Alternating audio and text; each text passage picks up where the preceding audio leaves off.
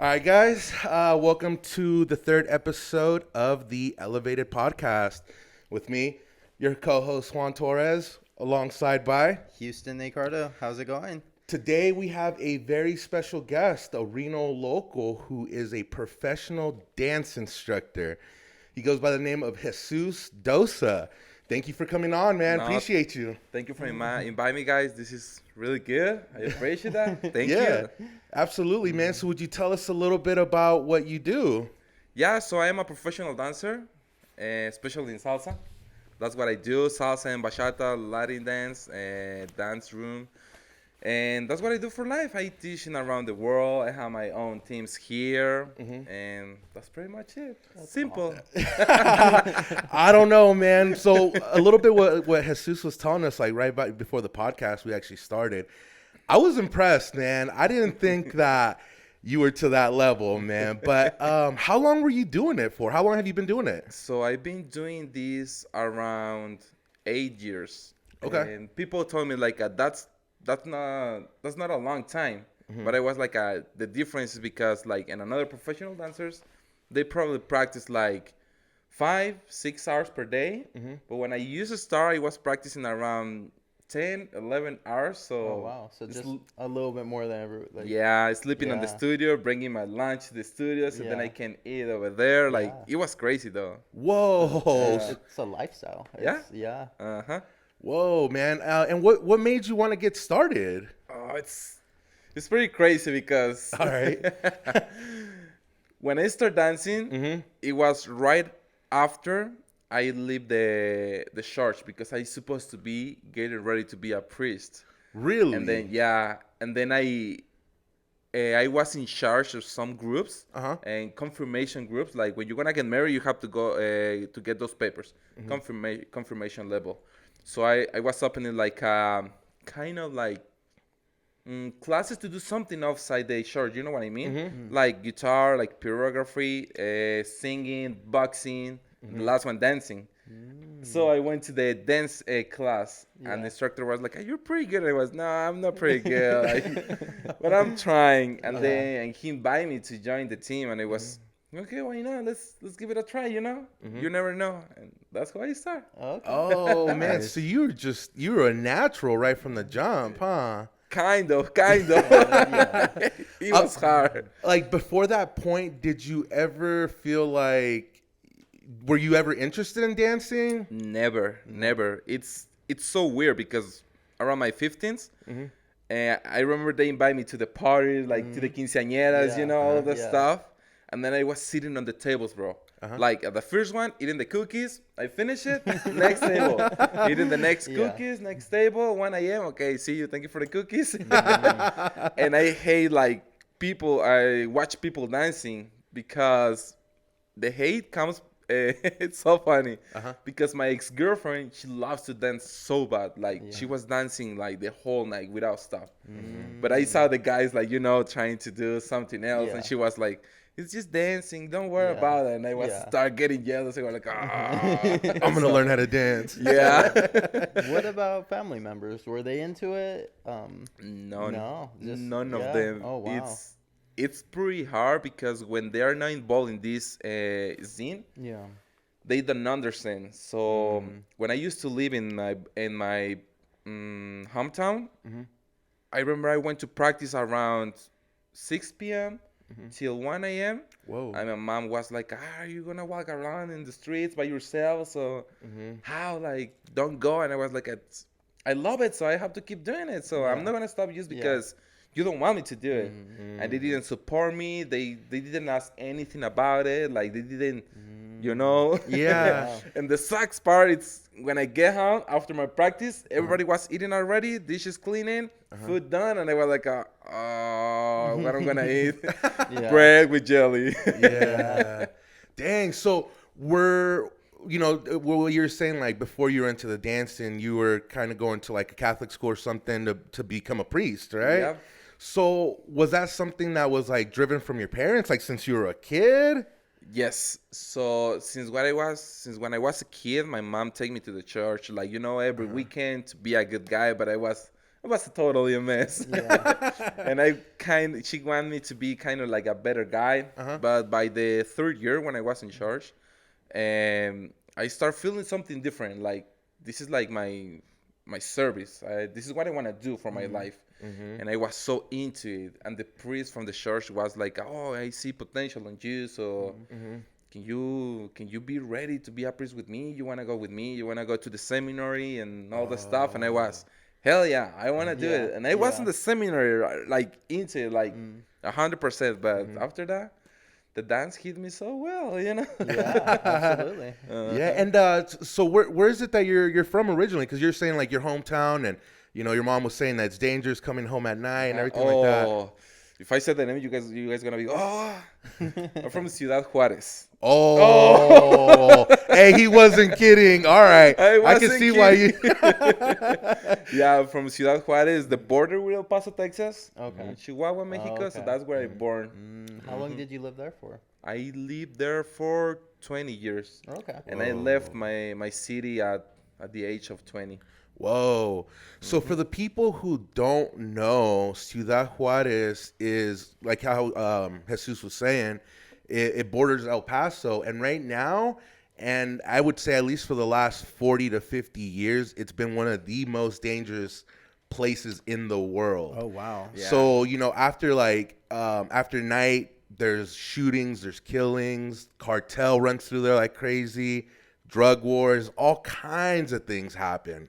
Whoa, man! I didn't think that. I mean, that's crazy. That's intense. Yeah, that's pretty crazy because I was in really bad situations after my practices. Like sometimes I was running, and one of my hacks, so I always have like 2 wallets all the time. One of them with my money, and the other one with toilet paper.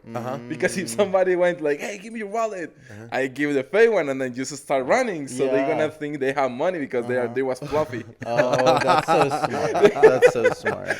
Oh, damn, man! So you would just give them the freaking fake wallet? Yeah, I don't want to lose my money, and I didn't have No, enough it's like very smart. for those times. So I was like, I don't want to lose them. So. Yeah. Would you ever run with like 4 or 5 fake wallets, and then you would have the real one? Once I was having 2 wallets and the real one under my shoe. Because I was in a really bad place, but I had to go because I have a gig to do over there.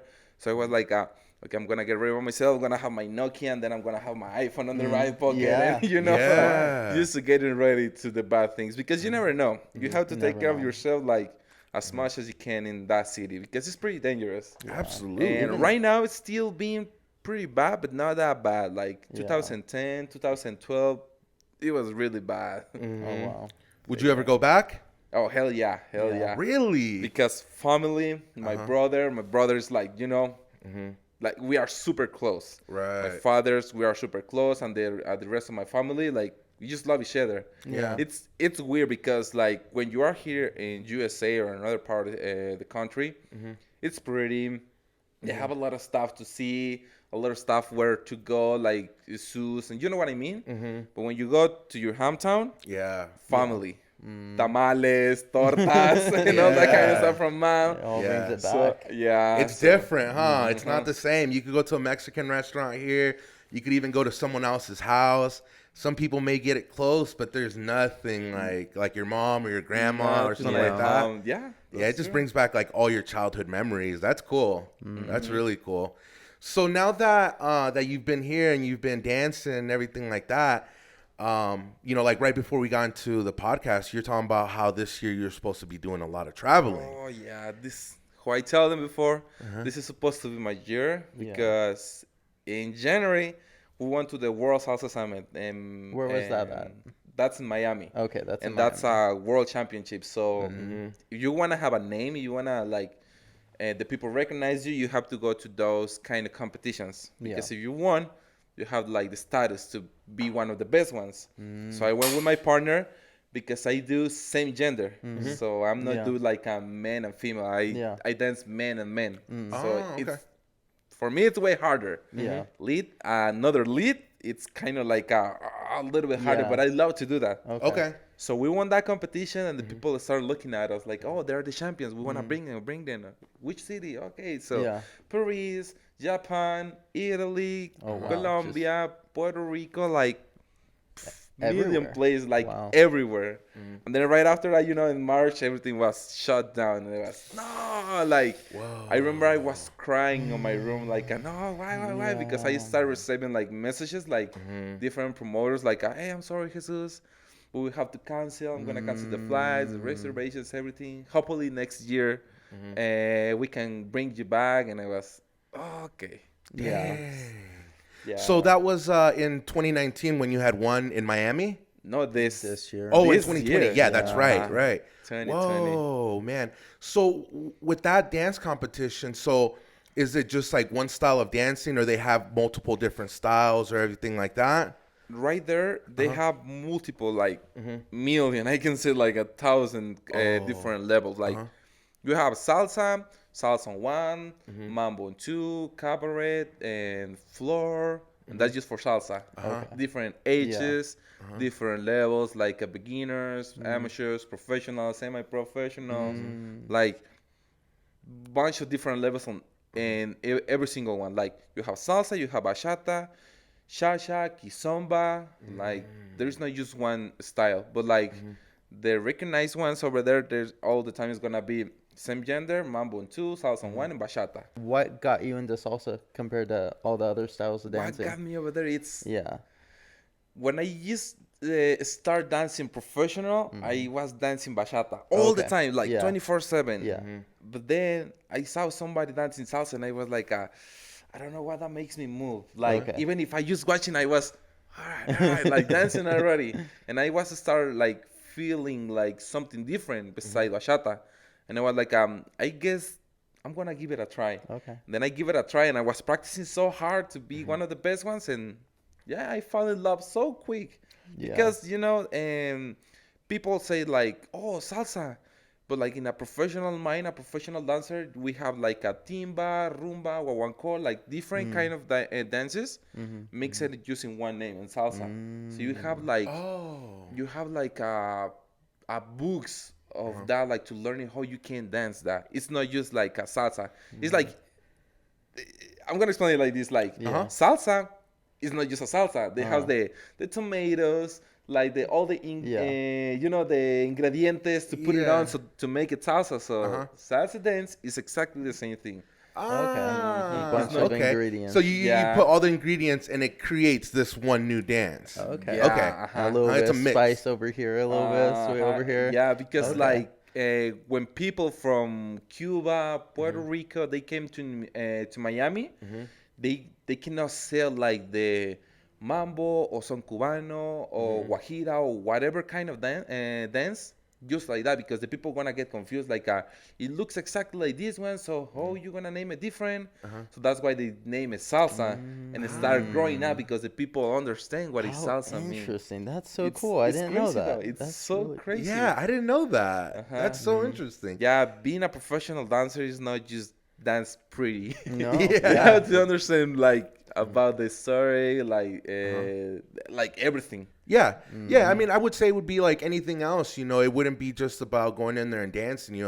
There's history behind it and how it started and certain types of music and where it originated from and just over time. So that's really cool that that it's not for you. It's not just about the dance. Yeah, it's about everything else that comes with it. It has to be like that. Yeah. Absolutely. So, when you're saying with the dance competition in Miami, so you do male, it's 2 leads. So how does that differ? Like, so in like traditional dancing, you get a lead and like a follower, or how does that work? Yeah, in a traditional dance, you have a leader and a follower. Okay. But like people, when you say lead and follow, they're gonna think about lead, male, follow, female. Yeah. Okay. But in this case, I am the lead.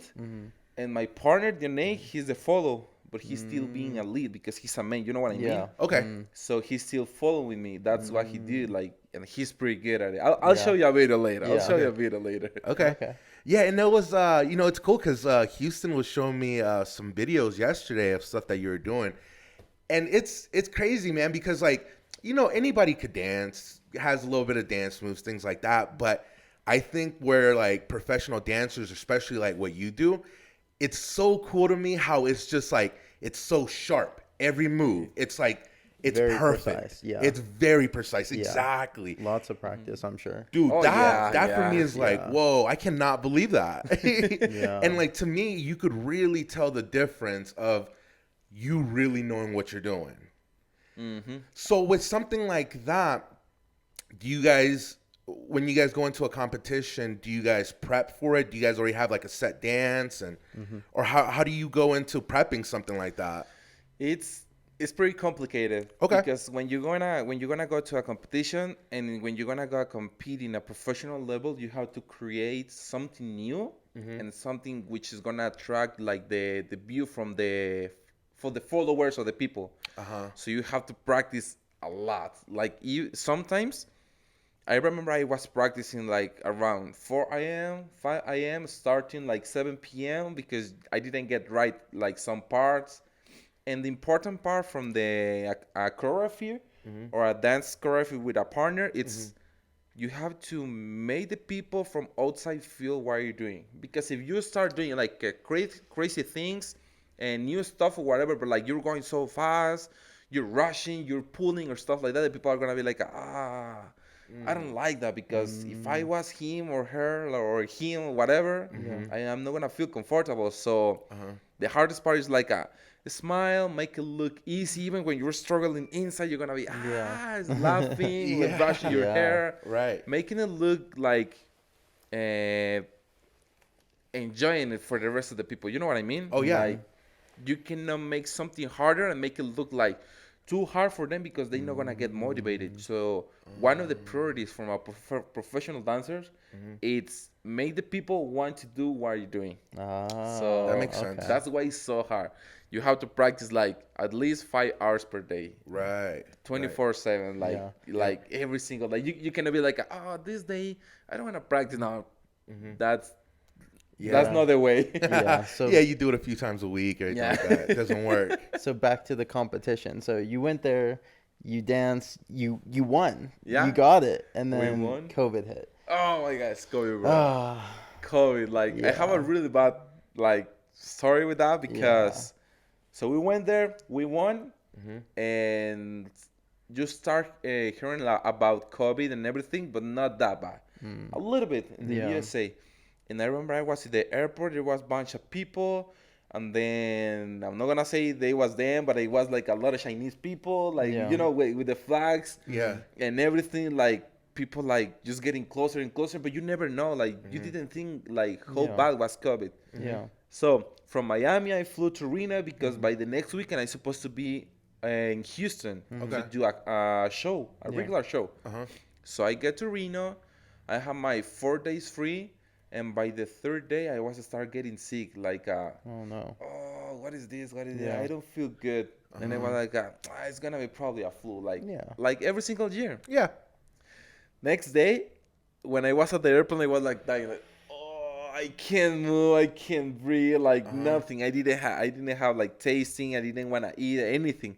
So I went to the Congress, one of the biggest congresses right here in the USA, and I was hella sick, like super sick.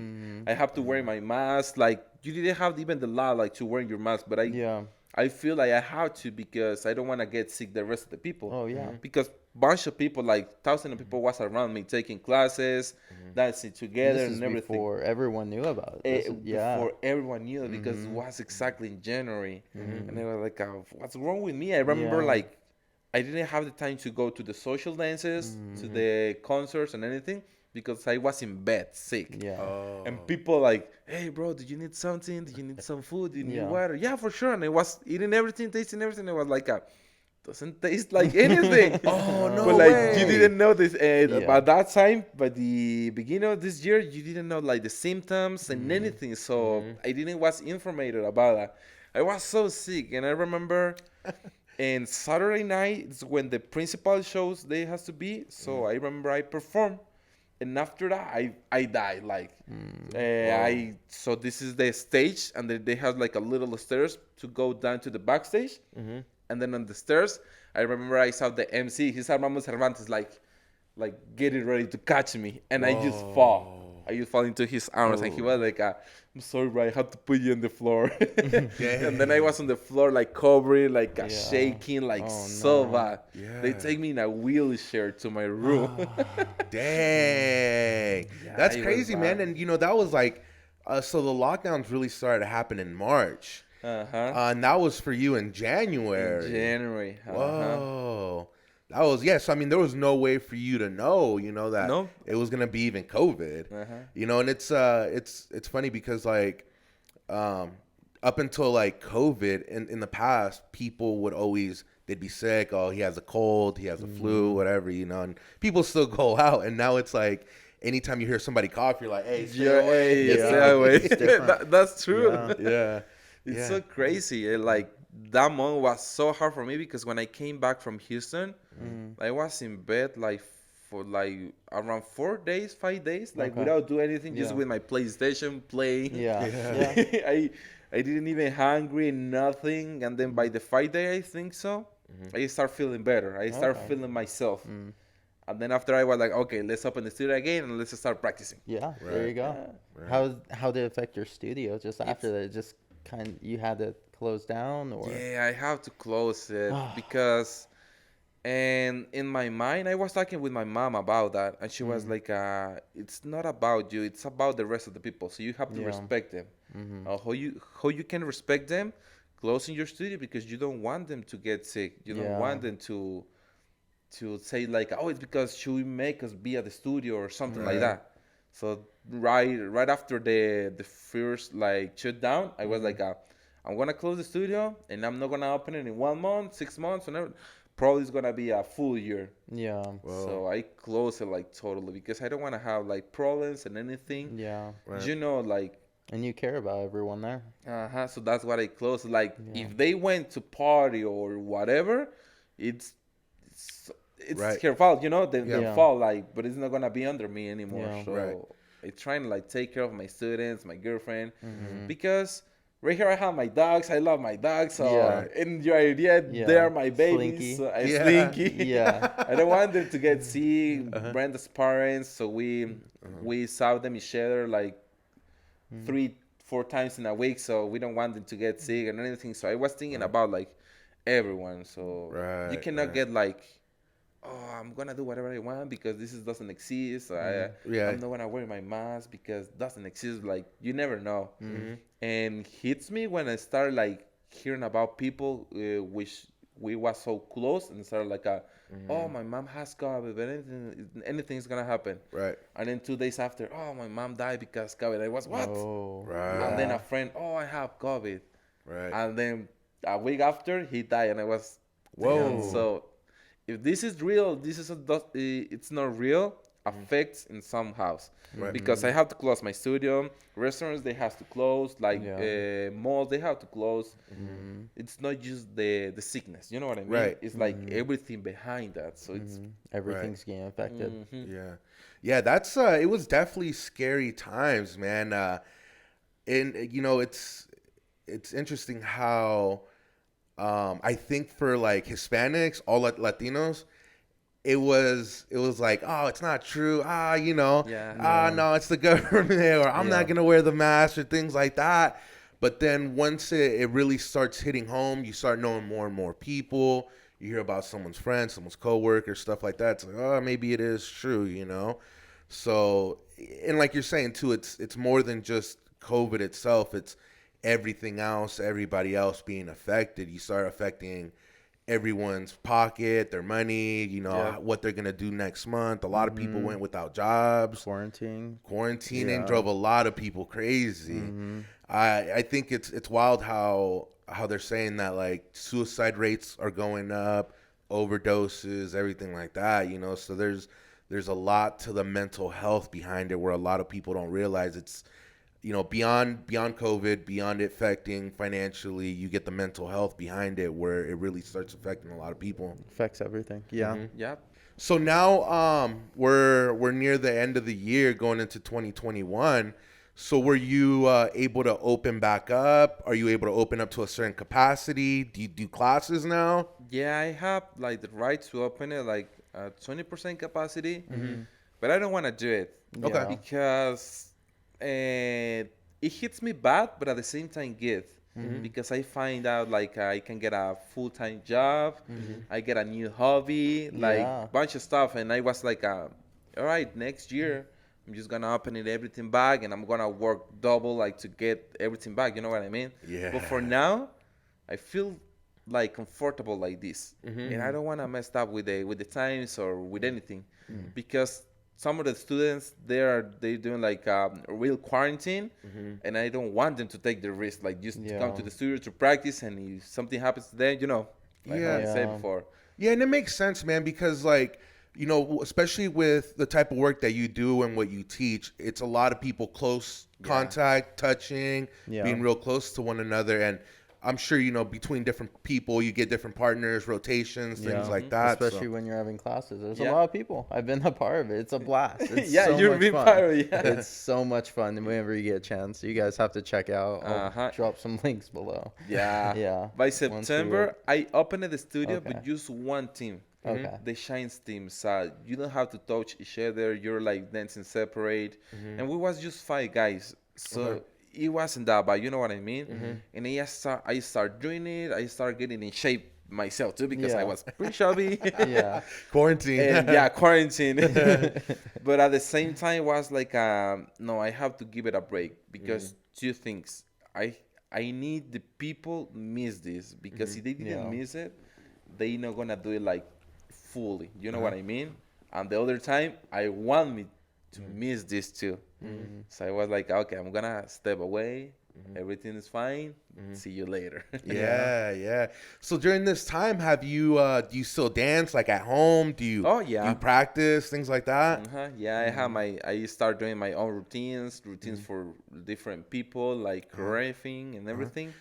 I'm just keep moving around, Yeah. So What- that's I don't understand how that works, man. Like how do you choreograph something, or like how do you do dances or set dances up for people and be able to remember it, like, or even like how I don't understand that. Yeah. It's so crazy to me. No, it's so crazy for me too, though. Like, don't be surprised, because I remember at what point I was making choreographies for people from Canada, from Seattle, like Oklahoma, San Diego, Tijuana, and then 5 or 6 routines from here to my teams, and then another 3 for myself. So my brain was like, I bet, because yeah. you travel to their studios and then you. Yeah. I give them the routines, like, and I was made in everything. And the hardest part is like, you cannot make something similar. Everything has to be different. So it was pretty funny, because sometimes I start calling the steps in different like ways, like, oh, the doggy step, like the people, or the rain star, or like whatever. So I start putting names, so that in that way I start remember different things. You know what I mean? Okay. So if I say Reno movement, or like the duck movement, I will know like which routine it is. You know what I mean? Yeah, and you make it so much fun too. Uh-huh, You make it really exactly. easy to get in your head and like kind of remember the duck movement. And Yeah, that's exactly. That's you make it fun. kind of like a hack for me, because there is too many things to remember, and sometimes I forgot some stuff and some steps, but like I'm lucky, like people always like remember, like in this position is like 20 choreographies on my mind, but on the other side there is just one.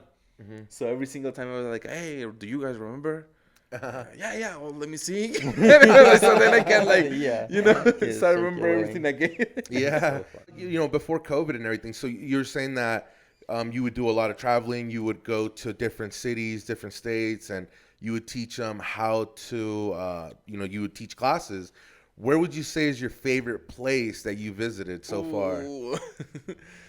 It's so hard. That question, when Yeah. they ask me, like, it's so hard, because So many places. Yeah. it's too many And places. It's all different Uh-huh. too. Yeah. Like, I can have 5 favorites. For example, one of my favorites is Portland, Oregon, because right there is a studio. The name of the studio is Lions Dance Academy, and I like it because they make you feel like you're part of the family, and you are so welcome into that family, because there is 3 brothers, and the mom and dad, and one of the girlfriend from the brothers. So everybody dance like nobody do anything else. They just dance, and they are so into it. They're like, they're doing everything so perfect. Right. So when you get home with them, everything is about dance, and you're, oh my god, yeah. And it's so cool, they make you feel like you're in home. And that's why I love that place. And even that, like, the forest, the, ¿cómo se dice? Cascadas, the waterfalls. Waterfalls, yeah. And everything over there is so pretty, the weather and everything. City. But on the other side of the world, you have Quebec in Canada. It's so pretty too. So cold, but like you see like stuff from French and like that kind of buildings. Oh, that's right. And you're like, God damn, this is so pretty. It's so funny because I remember the first time when I went to Ottawa in Quebec, I went to McDonald's. That was the closest place. And then I went there and I was like, hello. And the girl like, parlez-vous français? And I was, You're like, am I in France or am I in Canada? But That's so and cool. I fall in love with French in that point. I download Duolingo and I started like, okay, French, like, le pauvre, la paille. oh, damn. So you actually know it a little. Okay. Yes, almost nothing, but I fall in love with that. Yeah. So that's one of my favorite places. And where else? San Diego is so beautiful. Yeah, it's one of my favorite cities. Yeah. My brother lives in Tijuana, and just going down there to visit, I love it. It a has whole nother everything. world. Yeah. Everything. They have the zoo, SeaWorld, like Las Playas, beaches over there. Like downtown is so beautiful, like Comic-Con. Oh yeah, absolutely. Everything over there. So that's why I love that city too. Which one can be another one? Closest to Portland, Seattle. The food over there, it's amazing. It's really good. So mostly of the dancers from the team which I used to be over there, they was Chinese people. Oh. So they take me to a real Chinese restaurant. Yeah. Oh my gosh, I was like, I love it. Yeah. They bring me dumplings and everything. I was like, just, oh my god, this is a really tasty. Yeah. We went to Seattle. What was the Thai Tom's? Oh, Thai Tom's. Yeah. It's north of Seattle near the university. The best Pad Thai. Pad Thai. Yeah. Pad Thai, like Chinese food, and pho, the best food. It's that kind of food. The best one are gonna be in Seattle for sure. Yeah. And like in every single place where I went, I was looking for food. Yeah. Always. Over there, I can say that. Yeah, right. And it's cool. Like you just go and you get a little bit of food, and then you go to the next place, get a little bit of food, and you try everything. So it's fun. Yeah, It's you fun. try everything in Pikes Peak. Mexico, bro. Mexico. Yeah. When you went to whatever city over there, everything is good. Yeah. Like everything. Even if there's like a little taco truck in the street, it's gonna be good. Like 100%. Yeah. Man, my favorite out of everything is still like Al Pastor from the Trompo. Hell yeah. So when they set it up on the, I don't know what it's called, man, but then they just chop it all down from the meat stand. Yeah. So it's Al Pastor. So it's a Okay. type of meat. It's seasoned. It's seasoned beef. Yeah. And what they do, it's on a rotisserie. And then there's a flame on one side, and then they also put like pineapple. They put a few other things in there. And as it's spinning, it starts cooking out like the outside And layer. they slice a little piece off. Exactly. Okay. Ooh, Yeah. there's nothing like no, that. it's nothing like that. And Yeah. if you go, for me, the best place where you're gonna try like the best al pastor carne is gonna be in Tijuana. Yeah. If you go to I hear Tijuana that. to eat like some tacos, you have to go to Tijuana. Yeah. Yeah. Oh my god! Love Like, Tijuana. look, my mouth. Hey, we're going to Hungry, Tijuana. hungry. We'll finish the podcast later. That's so funny. Yeah, man. So, 2021, where do you want to continue? Like, where do you think that things will go for you? You ready to get back on a plane and travel? And Yeah, hell yeah. So I start traveling like the last month. I went to San Diego and to Oklahoma okay. to start training like small teams, like 3 people, 5 people teams. So it's not too bad, you just have to take care of yourself pretty well, and then go with them, start like follow the rules, and then came back home, and everything is gonna be fine. Yeah. You have to follow the rules. So I start traveling.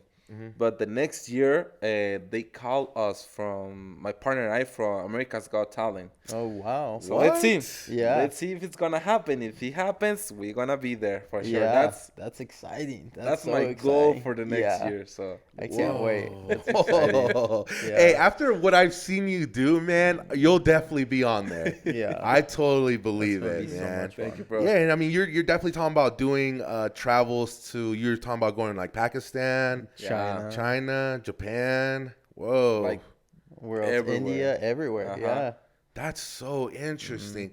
And you know, I think what's really cool about dancing is that everyone may talk a different language, but the body language and in dancing, it doesn't matter. You know, It's the universal. communication. Yeah, It's a universal language almost. Yeah, that's true. Like, I remember my first year dancing, I went to LA for a congress, and then I saw this Indian girl, and she was talking to me in English and Indian, but I didn't speak English at that time.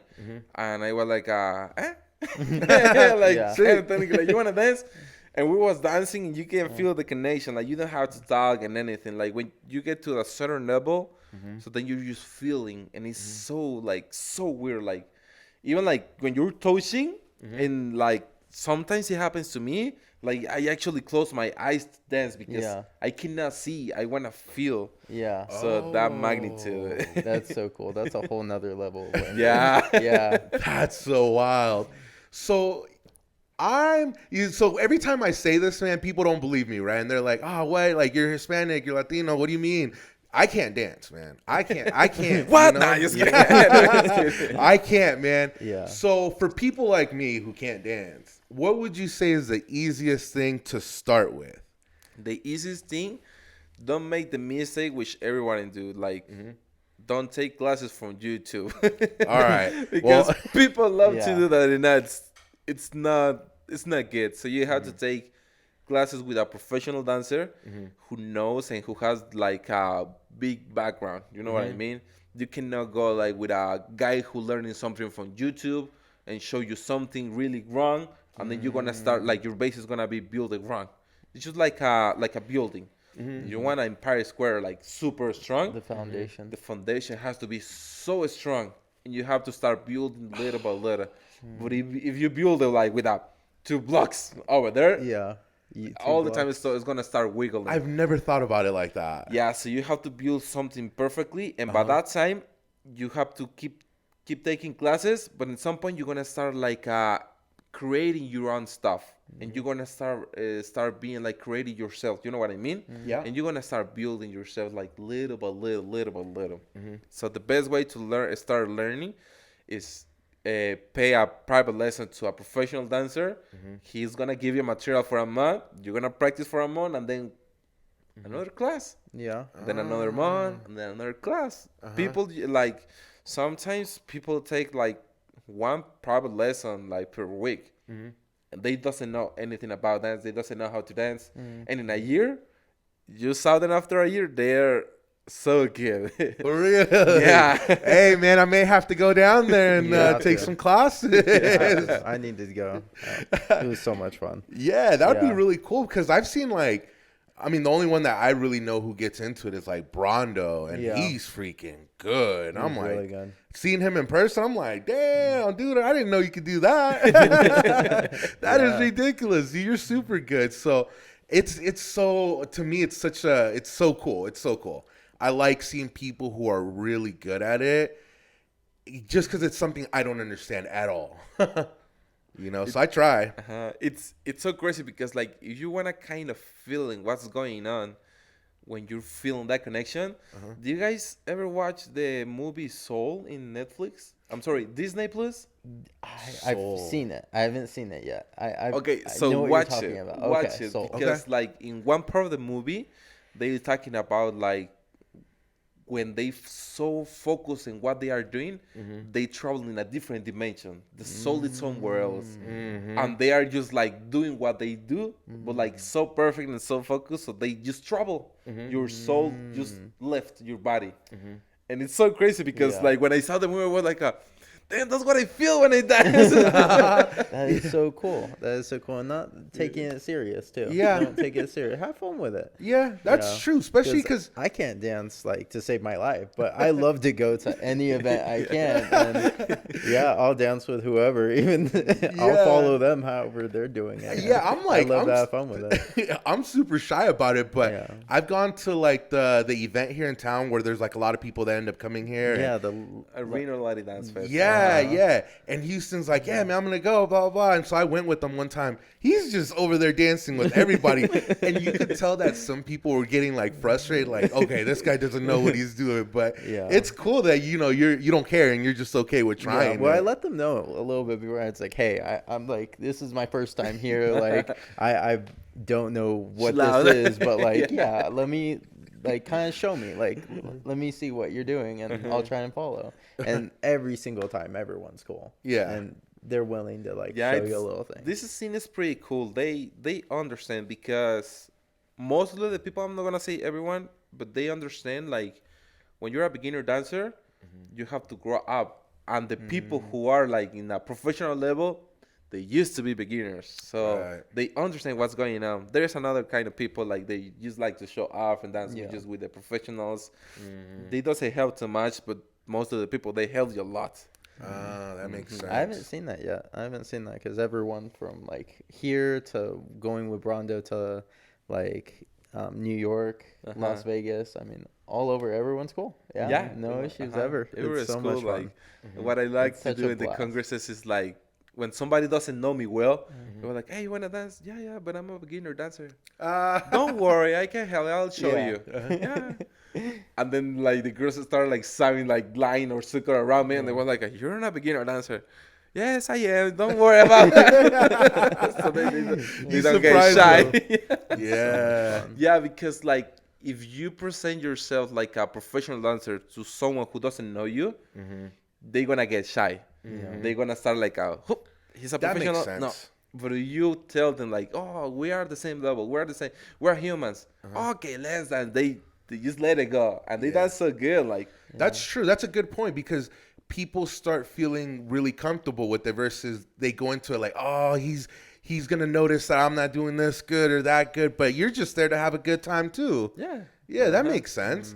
So when you go to teach like other places, like next year, if everything with COVID goes well, so would you go overseas to all the other countries teaching Latin dancing?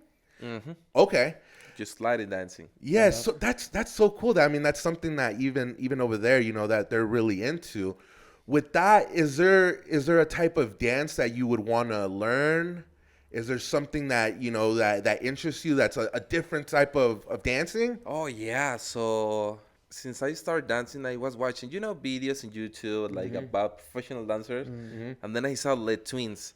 Oh, I fell in the love Les with them. Twins. Yeah, that's what Yeah. Houston Yeah. always tells me They're about so them. So good. they're so good, and I was Yeah. want to learn like how can I move my body like that, so sharp, so slow, Yeah. so strong, like everything at the same time. So hip hop can be like one of my dreams. Yeah, yeah. Have you been to Hip Hop International before? No. No, they have one. I've been to it in Vegas, and I got to meet Chachi Gonzalez and Oh, okay. Les Twin. I didn't get to meet them. I saw them though, and that was the coolest thing. I fell in love. It's so much fun. Yeah, it's so crazy, cool. though. Yeah. It's one of the coolest things. Yeah, those Yeah. movements, like the way they move, I was like, damn. Yeah. All right, I'm gonna dance salsa.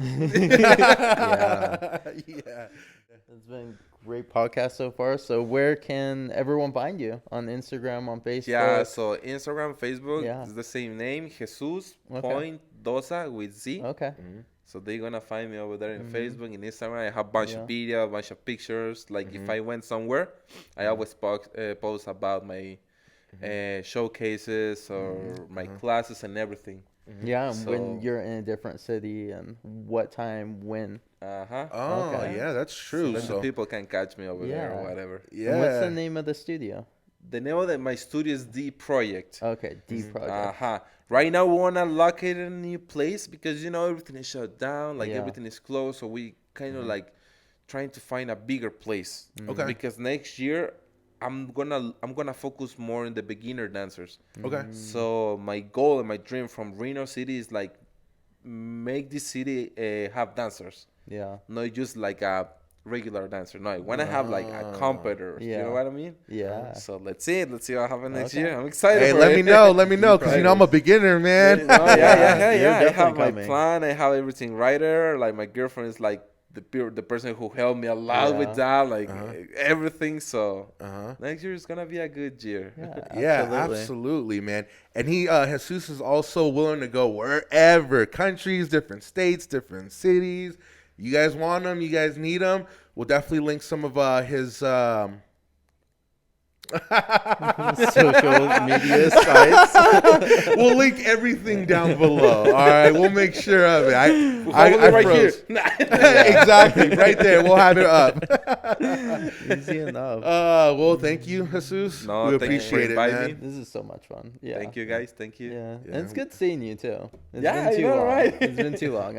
All the time when I saw Houston, hey Houston, I have a problem. I went to the store Yeah. so that he can help me.